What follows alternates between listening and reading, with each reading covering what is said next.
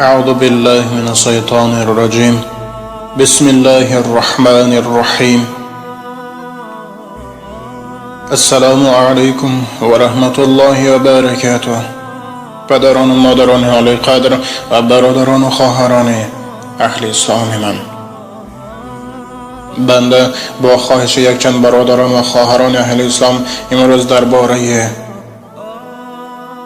دوست سخن میگویم. در این دنیا هیچ یک انسان بدون دوست زندگی کرده نمیتواند، یعنی زندگی او خوش نمیگذرد. البته الله تبارک و تعالی دوستی را میپذیرد، یعنی وقتی که مسلمان با برادر مسلمانش دوست و برادر میشود، این به الله تبارک و تعالی پسند است، به شرطی که اون دوستی از برای الله باشد. لیک در این دور و زمانه بسیار شدند یک نمود دوستانی که در نزد تو دیگر سخن میگویند و در نزد دیگر کس در بابت تو سخنهای غلط میگویند، یعنی غیبت میکنند. ای برادر و یا خواهر اهل اسلامی که با کسب فتنه‌گری یعنی غیبت کنی مشغولی، به حرمت خداوند هوشیار باش. این را بین که الله تبارک و تعالی همه گناهایت را میبخشد، بجز غیبت کنی و حق مردم خوری و بی نمازی و استغفر الله از همه گناهی سخت شرک آوردن. پس به حرمت خداوند توبه کن و اون غیبت کنی و فتنه‌گری خود را امروز به انجام رسان و توبه کن و به درگاه الله تبارک و تعالی دعا کن و گوی یا الله، من یک بنده عاجز تو ام و از این روز اعتبارا دیگر این کار خطایی که میکنم کرده بودم تکرار نخواهم کرد. وقتی که یک توبه تو از صدق دل می شود، انشاءالله الله تبارک و تعالی می بخشد، زیرا الله تبارک و تعالی غفور الرحیم است. زیرا از اون غیبت هایی که امروز هم می کنند یک چند عائله ها و یک چند خاندان ویران شده. امروز درد خود را به کی گفتن را نمیدانند. پس به حرمت خداوند ای برادر و یا خواهر اهل اسلامی که با کسب غیبت کنی خود را مشهور کرده ای، توبه کن و در خاطر دار که اون شخصی که به تو احسان میگوید به این کسبت اون دشمنی توست، و اون شخصی که میگوید ای خواهر و یا ای برادر از این کار دست کش، این دوست. زیرا در عرفیت میگویند دوست سوزانده گپ میزند، دشمن خندانده.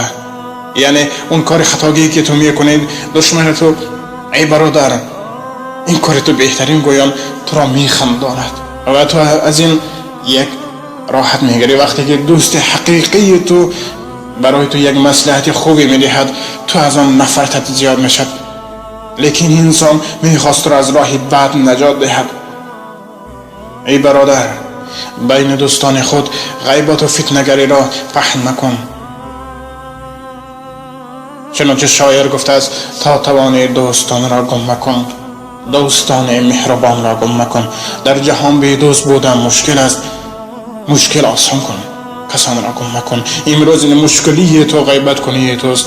این را بین که از اون غیبت کنی تو دوست حقیقی تو نداره در این حیات.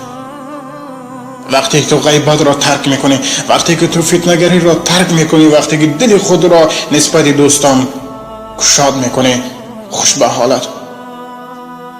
باز میگویم این غیبت کنی یکی از گناههای کبیر است و روزی که تو این توبه نکرده از این دنیا میروی، یک لحظه به خاطر آر که چه اندازه تو کار ثواب کردی و چی تر به نزد الله تبارک و تعالی سر خود را برداشت جواب میدهی. الله تبارک و تعالی این امور ما را برای سنجش آفرید. بنده با چشمان خود دیدم که یک چند نفر انسان ها در نزد انسان دیگر گپ میزنند و از پشت و سخنهای قبیح را. اگر یکان خطاگی دو سردار دیدی رو به نزدش گوی ای برادر من خطاگی تو را دیدم و خطاگی تو این است، لیکن در نزد دیگران اون را پهن مکن. وقتی که دردی اون برادر خود را نمیدانی برای چه بهای پس داده دردی او را ندانسته در بابت او به دیگران خبرهای خطا و فتنه‌گری میکنی. غیبت این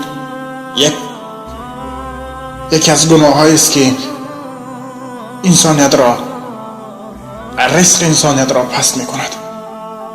به حرمت خداوند ای برادر و خواهر اسلامی که تا این دم با کسب غیبت کنی مشغول بودی، این کسب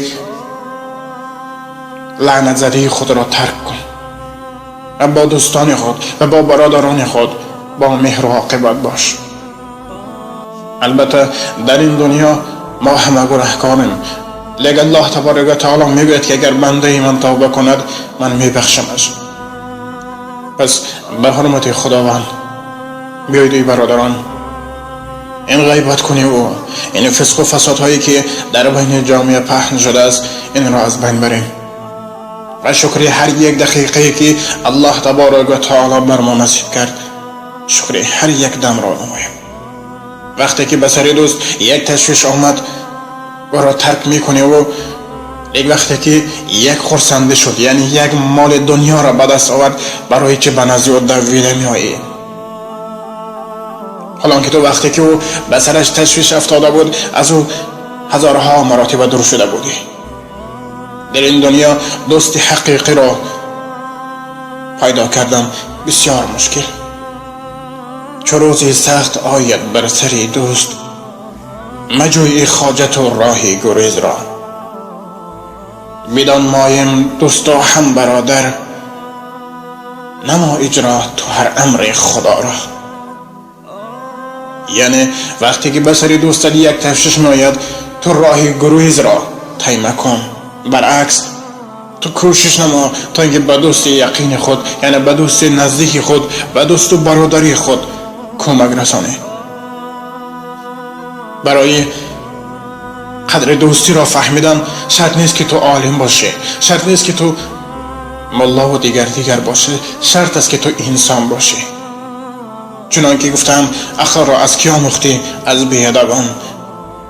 این معنای اون را دارد که تو اون کار را کن که بیادبان نمی کنند و اون کار را مکن که بیادبان می کنند.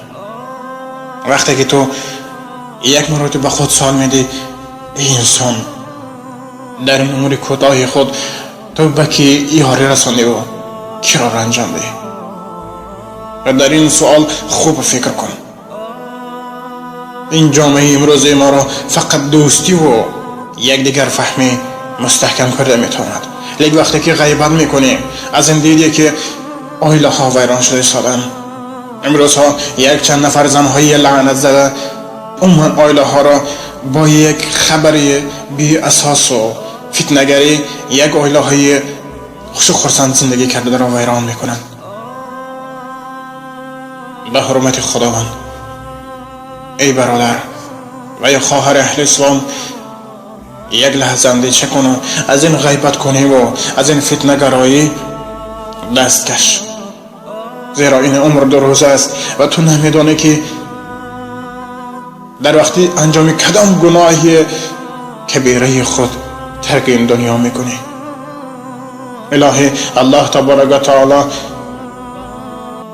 بعد شنیدن هر یک نصیحت هم بر شما و هم بر خود گوینده یعنی کمینه عمل کردن را نصیب روزه گرداند. و آخر الدعوانا الحمد لله رب العالمین. السلام علیکم و رحمت الله و برکاته. با احترام دوست و برادری شما امید رحمت. و از درگاه خداوند دست دعا برداشته میگویم یا الله ما بندگانت را از راه خطا و از فتنه‌گرایی و غیبت کنی از گناه کبیره و صغیره کردم ایمن نگهدار. و الهی هر دعا و تسبیح ما را و هر دعا و التجای ما را مقبول درگاهت بگردان و گناه های ما را مغفرت کن. آمین یا رب العالمین.